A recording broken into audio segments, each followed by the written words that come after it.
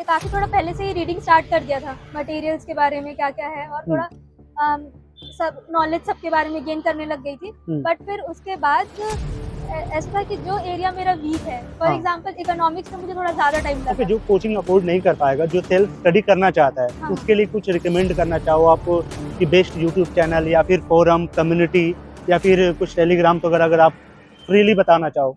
Hi everyone, welcome to Studency. आप सबको पता है यूपीएससी का कंटिन्यूअस इंटरव्यू चल रहा है, उसी कड़ी में कैंडिडेट और आई है। जानेंगे इनका इंटरव्यू का एक्सपीरियंस क्या रहा है, इंटरव्यू का लेवल क्या बढ़ रहा है या फिर घट रहा है, और साथ ही जो यूपीएससी की तैयारी आगे करने वाला है उसके लिए मैं इसमें कंप्लीट रोड मैप कवर कर लूंगा। मैम, स्वागत है आपका चैनल पे। थैंक यू कैसा सर। रहा आपका इंटरव्यू? ठीक था मेरा इंटरव्यू, फर्स्ट इंटरव्यू था मेरा। ओके, आप अपने बारे में बताएं कि आपका नाम, मीडियम, अटेम्प्ट कहाँ से आती है और एजुकेशन बैकग्राउंड क्या है आपका? My name is Smriti Paikra. I come from Chhattisgarh Korba district, hmm. and this was my third attempt and first interview. और मीन्स? First means. ओके, तो हाँ। अच्छा रहा एक्सपीरियंस? हाँ, कैसे अच्छा था। क्वेश्चन पूछे गए आपसे? क्वेश्चन मेनली सब स्टार्टिंग क्वेश्चन तो mainly was from international relations, okay. and then from Chhattisgarh, hmm. and then from one question from DAF, not more than that. Okay, In एक। general question. ओके, तो क्या depth से क्या पूछा गया? Hobby में मैंने गार्डनिंग लिखा था, तो ओके। गार्डनिंग पे उन्होंने काफी देर तक क्या पूछा गार्डनिंग से? गार्डनिंग पे तो काफी देर तक अटके थे कि पूरा मतलब स्टार्टिंग से लेके एंड तक प्लांट कौन से, उसकी हाइट क्या होती है, तो ओके। काफी कुछ था उसमें। और इंटरनेशनल रिलेशन पे भी था, like India China and current में क्या हो रहा है, ओके। वॉर्स हो रहे हैं, और फिर छत्तीसगढ़ के बारे में भी था। ओके, ऑप्शनल क्या आपको? सोशियोलॉजी। तो उससे पूछा कुछ? सोशियोलॉजी पे ज्यादा फोकस नहीं था, मतलब मेरा ऑप्शन ज्यादा नहीं पूछा गया, थोड़ा लाइक एक दो क्वेश्चन भी पूछे गए, जैसे अर्बनाइजेशन, जो एक जनरल उसमें भी आ जाते हैं, सिर्फ सोशियोलॉजी से रिलेटेड नहीं बोल सकते। ओके, सोशियोलॉजी का एक्चुअली मेरे पे कमेंट आ रहा था कि थोड़ी बुक लिस्ट अगर बात करें ऑप्शनल की, तो क्या क्या आपने फॉलो किया था सोशियोलॉजी के लिए? सर मैंने तो ज़्यादा, मतलब मेरे पास टाइम बहुत कम था, तो ज़्यादा मैंने बुक्स तो नहीं पढ़े थे। मैंने एक जगह से कोचिंग बोल सकते हैं, मतलब जैसे उनके पेपर 1 के वीडियोस तो फ्री यूट्यूब चैनल पे अवेलेबल थे, एंड जो सेकंड पेपर है उसके लिए मैंने एनरोल किया था, तो मैंने पूरा फिर वहीं से किया था। मैंने बुक रीडिंग ज़्यादा नहीं की थी उसके लिए, जो उन्होंने पढ़ाया था उससे रनिंग नोट्स बनाया था, वो नोट्स प्रोवाइड नहीं करते, खुद से बनाया था मैंने, उसी को बार बार रिवाइज करा था। कोई ऐसा क्वेश्चन इंटरव्यू हॉल में जो आपको लगा कि मुझे दिक्कत हुआ या फिर सॉरी बोलना पड़ा? हाँ सर, वो छत्तीसगढ़ के रेलवे सेक्टर से थोड़ा सा क्वेश्चन जो पूछा था, मुझे वो अवेयर नहीं थी मैं उसके बारे में। ओके। हाँ। एक कॉमन क्वेश्चन, लोग कहते हैं पीवाईक्यू ज्यादा देखना है इस एग्जाम के लिए। हाँ। और सिलेबस को, हाँ। इन दोनों को कनेक्ट कैसे किया जाए? कैसे किया आपने? मेनली तो मैं पीवाईक्यू बेस्ड ही मेरी लर्निंग रही है, क्योंकि स्टार्टिंग के 2 अटेम्प्ट्स में मैंने पीवाईक्यू पे उतना ज्यादा फोकस नहीं किया था, तो जिससे मेरे को प्रीलिम्स क्लियर नहीं हुआ था। थर्ड अटेम्प्ट में मैंने पीवाईक्यू पे ज्यादा फोकस किया। कैसे किया आपने पीवाईक्यू?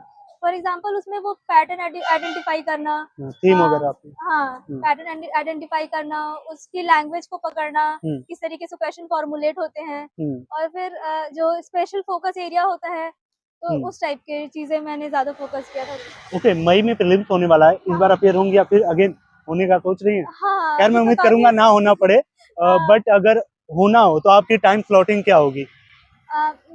मेनली जो मैंने पिछले बार जो किया था उसी पे ही मैं स्टिक रहूंगी, मेनली रिवाइज करूंगी, करंट अफेयर्स पे अपडेट करूंगी थोड़ा, और पीवाईक्यू तो मेरे लिए सबसे बेस्ट चीज था, प्री के लिए भी और मेंस के लिए भी। मेंस में मेरे पास ज्यादा टाइम नहीं था, वो मेनली तो मैंने पीवाईक्यू, और जैसे आप सोशियोलॉजी का पूछ रहे थे, तो सोशियोलॉजी में मैंने वो जो सर के वीडियोस थे और नोट्स वो रिवाइज करे, और उसके बाद पीवाईक्यू पे ज्यादा स्टिक थी, तो पीवाईक्यू मैंने बहुत ज्यादा एक्सटेंसिवली किया था मेंस के लिए। ओके, और मेंस के लिए आपकी आंसर राइटिंग की अप्रोच क्या थी? कैसे आप आंसर को फॉर्मेट करती थी? रिसोर्स क्या होते थे? और साथ ही कंटेंट कहाँ से लेती थी मेंस के लिए, आंसर राइटिंग के लिए? मेनली मैं जो प्रीलिम्स के लिए पढ़ी थी वो बेसिक सोर्स अपना रखा था, फिर उसी पे करंट अफेयर से और अपडेट किया था। जो डेटा फैक्ट्स होते हैं, केस स्टडी होती है, तो स्टार्ट करने के लिए इंट्रो पे आप कोई अच्छा सा कैची इंट्रोडक्शन दे सकते हैं, फॉर एग्जांपल कोई डेटा को लेके जो उस क्वेश्चन से रिलेवेंट हो।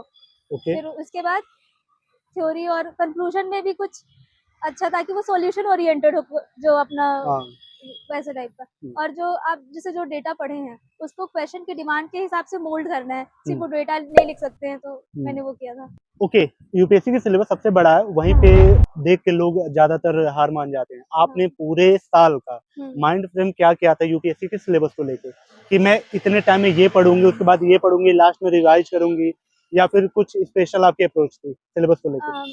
पहले पहले तो मुझे एक जनरल ओवरव्यू चाहिए था सबका, तो मैंने वो पहले काफ़ी थोड़ा पहले से ही रीडिंग स्टार्ट कर दिया था, मटेरियल्स के बारे में क्या-क्या है, और थोड़ा सब नॉलेज सबके बारे में गेन करने लग गई थी। बट फिर उसके बाद ऐसा था कि जो एरिया मेरा वीक है, फॉर एग्जांपल इकोनॉमिक्स में मुझे थोड़ा ज़्यादा टाइम लगा ग्रैस्प करने में, तो इकोनॉमिक्स थोड़ा-सा ज़्यादा पढ़ना पड़ा। वैसे ही पॉलिटी थोड़ा-सा मैं जल्दी कर ली थी, बट पॉलिटी वही है कि रिविज़न बार-बार करते रहो, तो वो चीज़ अप्रोच करना पड़ेगा, और रिविज़न वही थोड़े-थोड़े दिन में करते रहना पड़ेगा, अगर नहीं की तो फिर कोई मतलब नहीं रह जाता। ओके, सब्जेक्ट को रोटेट करके पढ़ती थी आप, या फिर एक सब्जेक्ट एक दिन में पढ़ाई करना होता था आपको? एक दिन में मैं 2 सब्जेक्ट।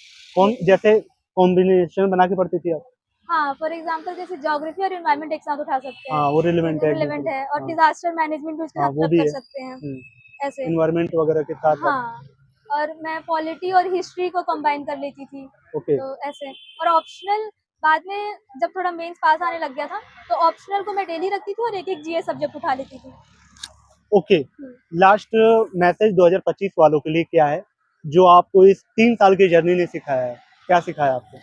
सबसे पहली बात तो पीवाई को इग्नोर ना करें, सबसे मेन चीज़ वही है।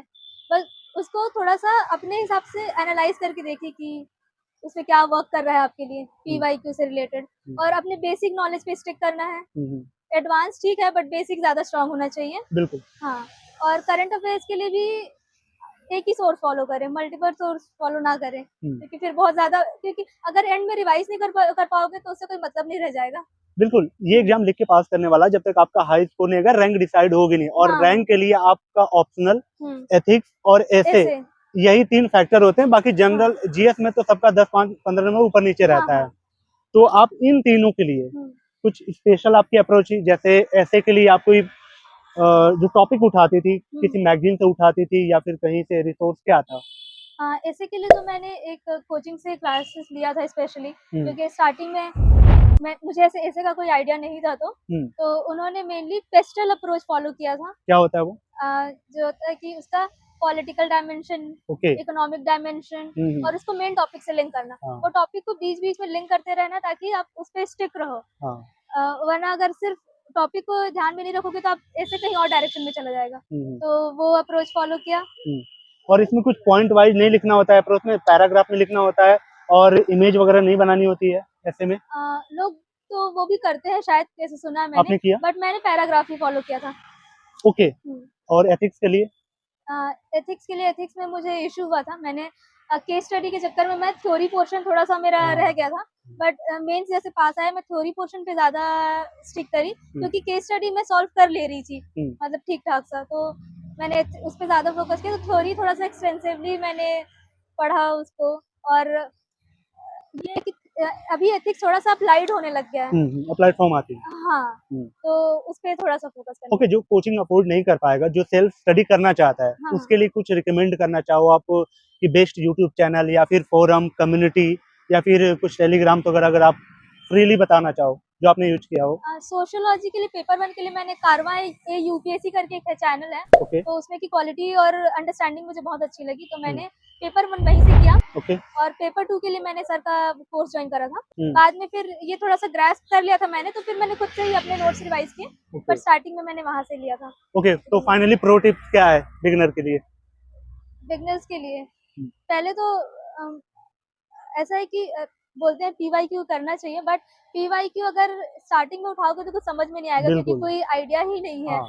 तो मतलब मेरे लिए तो नहीं समझ में आया था मुझे, तो मैं बोलूंगी कि एक बेसिक ओवरव्यू तो लेना पड़ेगा सारे सब्जेक्ट का, उसके बाद पीवाईक्यू समझ में आएगा। ऐसे ठीक है, थैंक यू सो मच, और उम्मीद करूंगा कि ये अटेम्प्ट आपका लास्ट, और जब हम अगली बार मिले तो प्रॉपर टॉपर के साथ ये इंटरव्यू हो।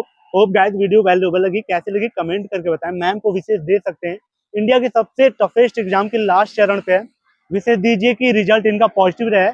कैसी लगी, और कोई डाउट है तो कमेंट कर दें, मैं अगले कैंडिडेट से वो चीजें पूछ पाऊंगा। चलिए मिलते हैं किसी और ऐसी शानदार वीडियो में, तब तक के लिए thank you so much, bye bye. Thank you.